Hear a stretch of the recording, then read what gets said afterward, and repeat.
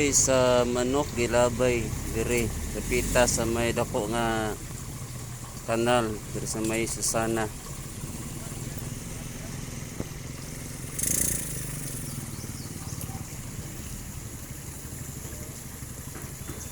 Kaya gikan dito sa awa sa tubig hantod diri gilabay ang manok. Bago pa siguro ni gikuan siguro gilabay patay na gilabay pag dire sa may kanal sa Susana. Nag-standby lang ko dire naglingkod pero na ako nakita sa kaputi nga sulupin na ang unod kay naay manok nga itom gilabay.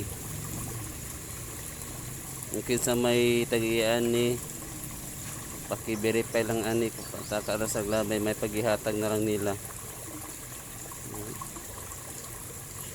Okay.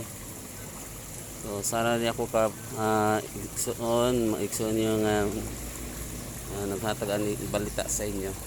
So may buntag sa tanan.